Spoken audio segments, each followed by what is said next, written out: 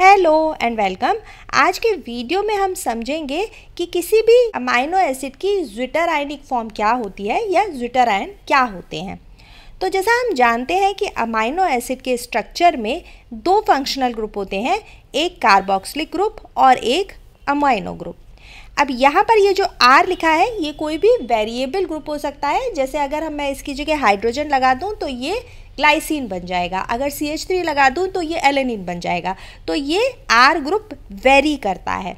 उसके अलावा एक हाइड्रोजन ग्रुप और प्रेजेंट होता है अमाइनो एसिड में। तो यहाँ पर आप देख सकते हो कि दो ग्रुप प्रेजेंट है, कार्बोक्सिलिक एसिड जो कि नेचर में एसिडिक होता है और अमाइनो ग्रुप जो कि नेचर में बेसिक होता है। तो अगर अमाइनो एसिड की सिंपलेस्ट अमाइनो एसिड की भी बात करें तो उसमें ये दोनों ग्रुप प्रेजेंट होते हैं। तो बेसिक और एसिडिक ग्रुप दोनों प्रेजेंट होने की वजह से अमाइनो एसिड इन दोनों की ही प्रॉपर्टी शो करते हैं। तो ऐसे कंपाउंड जो दोनों प्रॉपर्टी शो करते हैं यानी बेसिक ग्रुप की भी और एसिडिक ग्रुप की भी, वो कंपाउंड कहलाते हैं एम्फोटेरिक। अब अमाइनो एसिड डिफरेंट पीएच पर डिफरेंट बिहेवियर दिखाते हैं। क्योंकि इनमें दोनों ग्रुप प्रेजेंट है तो इनकी दोनों की प्रॉपर्टी शो होती है, तो इसीलिए अमाइनो एसिड डिफरेंट पीएच पर डिफरेंटली बिहेव करते हैं। तो अब इन्हीं दोनों फंक्शनल ग्रुप यानी कि कार्बोक्सिल ग्रुप और अमाइनो ग्रुप के प्रेजेंस की वजह से अमाइनो एसिड जो होते हैं वो ज्विटर आयन फॉर्म शो करते हैं। तो अब ये क्या होता है, तो यहाँ पर आप देखो कि एक अमाइनो एसिड मैंने लिखा है जिसमें कि एक कार्बोक्सिल ग्रुप प्रेजेंट है, एक अमाइनो ग्रुप प्रेजेंट है और यहाँ पर R है यानी कि वेरिएबल ग्रुप। तो हम समझ लेते हैं कि एक सिंपलेस्ट अमाइनो एसिड है और यहाँ पर एक हाइड्रोजन आपको दिख रहा होगा। तो अब अगर हम एक सॉल्यूशन की बात करें जिसमें ये अमाइनो एसिड प्रेजेंट है, उस सॉल्यूशन की पीएच है न्यूट्रल। तो इस पीएच पर क्या होता है अमाइनो एसिड में, ये जो कार्बोक्सिल ग्रुप है इसका जो हाइड्रोजन आयन होता है वो निकल जाता है। क्योंकि कार्बोक्सिल एसिड एक एसिड है तो इसकी टेंडेंसी है हाइड्रोजन को लूज़ करने की। वहीं दूसरी तरफ अमाइनो ग्रुप जो होता है वो एक बेस है और उसकी टेंडेंसी होती है हाइड्रोजन आयन को गेन करने की। तो यहाँ न्यूट्रल पीएच में कार्बोक्सिल ग्रुप अपना हाइड्रोजन आयन छोड़ देता है यानी कि इससे एक हाइड्रोजन आयन निकल जाता है, वहीं अमाइनो ग्रुप में एक हाइड्रोजन आयन जुड़ जाता है। तो कहीं कहीं किसी बुक में ये भी मेंशन है कि जो कार्बोक्सिल ग्रुप हाइड्रोजन आयन को निकालता है वही हाइड्रोजन आयन को अमाइनो ग्रुप गेन कर लेता है, मतलब हाइड्रोजन आयन का इंटरनल ट्रांसफ़र हो जाता है। तो इस न्यूट्रल पीएच में इस अमाइनो एसिड के ऊपर जो ओवरऑल चार्ज प्रेजेंट होता है वो ज़ीरो हो जाता है, क्योंकि कार्बोक्सिल ग्रुप के ऊपर एक नेगेटिव चार्ज आ जाता है और अमाइनो ग्रुप के ऊपर एक पॉजिटिव चार्ज आ जाता है हाइड्रोजन गेन करने की वजह से। तो यहाँ से हाइड्रोजन आयन निकला, यहाँ पर एक नेगेटिव चार्ज, यहाँ पर हाइड्रोजन आयन आकर जुड़ गया, यहाँ पर एक पॉजिटिव चार्ज। तो अगर ओवरऑल चार्ज की बात करें तो क्या हो जाता है, ज़ीरो हो जाता है। वहीं अगर हम इन्हें सेपरेटली देखें तो इन पर एक नेगेटिव चार्ज है, एक पॉजिटिव चार्ज है, लेकिन हम बात कर रहे हैं ओवरऑल चार्ज की। तो जब ओवरऑल चार्ज ज़ीरो हो जाता है इस अमाइनो एसिड का एक न्यूट्रल पीएच पर, तो इस फॉर्म को हम अमाइनो एसिड की कहते हैं ज्विटर आयन। मतलब एक ऐसी पीएच पर जिस पर अमाइनो एसिड के ऊपर एक ओवरऑल न्यूट्रलिटी की कंडीशन होती है, ओवरऑल चार्ज ज़ीरो होता है, उसको हम उसकी ज्विटर आयन फॉर्म कहते हैं। अब अगर हम इस सॉल्यूशन में एसिडिक पीएच कर दें, मतलब इसमें हाइड्रोजन आयन ऐड कर दें, तब क्या होगा। अब यहाँ पर हाइड्रोजन आयन जब ऐड हो जाएंगे तो अब हाइड्रोजन आयन सॉल्यूशन में प्रेजेंट है तो ये जो एसिड है ये हाइड्रोजन आयन को गेन कर लेगा। तो अब अगर एसिडिक पीएच पर जिसमें पीएच बहुत कम है वहाँ पर हाइड्रोजन आयन क्योंकि अवेलेबल है तो COO नेगेटिव जो होता है वो एक हाइड्रोजन आयन को गेन कर लेता है और बन जाता है COOH। वहीं अमाइनो ग्रुप के ऊपर ऑलरेडी NH3 पॉजिटिव है, इससे ज़्यादा आप इस पर हाइड्रोजन आयन ऐड नहीं कर सकते।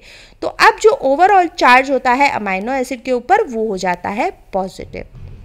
वहीं अगर दूसरी तरफ हम देखें, अगर पीएच इसकी बढ़ा दी जाए यानी कि हाइड्रोक्साइड आयन ऐड कर दिए जाए तब क्या होगा, तब इस कंडीशन में हाइड्रोक्साइड आयन के ऐड होने की वजह से, क्योंकि COO पहले से ही नेगेटिव है, इसके पास कोई हाइड्रोजन आयन है ही नहीं, तो अब इस कंडीशन में ये जो बेस है ये अपना हाइड्रोजन आयन निकालता है।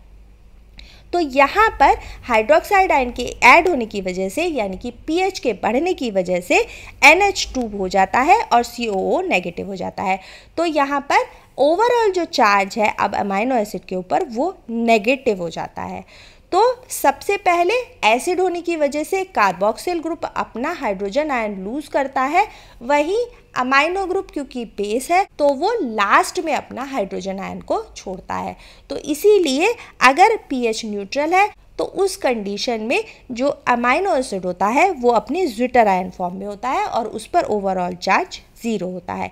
वहीं अगर हम pH को बढ़ा दें यानी बेसिक कर दें तो उस कंडीशन में अमाइनो एसिड के ऊपर नेगेटिव चार्ज आ जाता है, और अगर हम pH को घटा दें यानी एसिडिक कर दें तो उस कंडीशन में अमाइनो एसिड पर पॉजिटिव चार्ज आ जाता है। इसको हम यहाँ भी समझ सकते हैं कि अगर ज्विटर आयनिक फॉर्म में कोई प्रेजेंट है अमाइनो एसिड तो उसमें अगर हम हाइड्रोजन आयन ऐड कर रहे हैं यानी कि एसिड ऐड कर रहे हैं, उसकी pH को घटा रहे हैं, तो कार्बोक्सिल ग्रुप जो होता है वो इस हाइड्रोजन आयन को गेन कर लेता है और ओवरऑल चार्ज जो अमाइनो एसिड पे होता है वो होता है पॉजिटिव।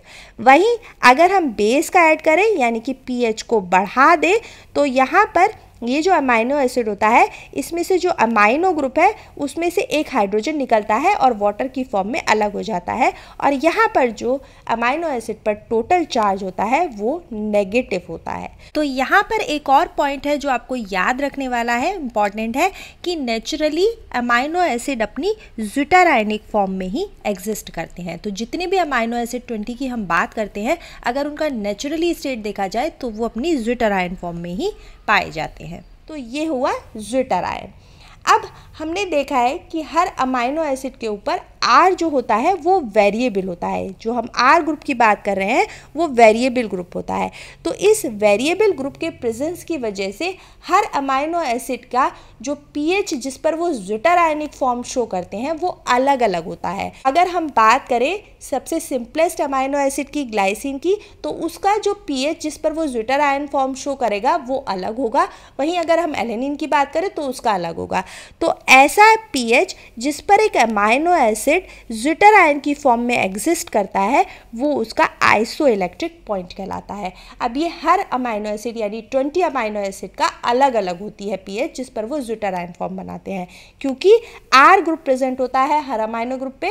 R मतलब वेरिएबल ग्रुप, और ये ग्रुप भी डिसाइड करता है कि उसकी ज्विटर आयनिक फॉर्म जो pH होगी वो कहाँ सेट होगी। तो अगर हम बात करें बेसिक अमाइनो एसिड्स की जिसमें कि आर्जिनिन, हिस्टिडीन, लाइसिन आते हैं, तो उनका जो pI है यानी कि जिस pH पर वो ज्विटर आयन बनाते हैं वो है 10.8, 7.6 और 9.8। वहीं अगर हम बात करें एसिडिक अमाइनो एसिड की, एस्पार्टिक एसिड और ग्लूटामिक एसिड की, तो उनकी जो pI है यानी कि आइसोइलेक्ट्रिक पॉइंट है वो 3 और 3.2 है। तो ये था ज्विटर आयन फॉर्म और आइसोइलेक्ट्रिक पॉइंट। आई होप आपको अच्छे से ये क्लियर हुआ होगा zwitter ionic form amino acid की क्या होती है। अगर आपको अभी भी कोई डाउट है तो आप कमेंट बॉक्स में टाइप करके पूछ सकते हैं। अगर वीडियो पसंद आई हो तो please do like, share and subscribe. मिलेंगे नेक्स्ट वीडियो में। Until then take care and bye bye.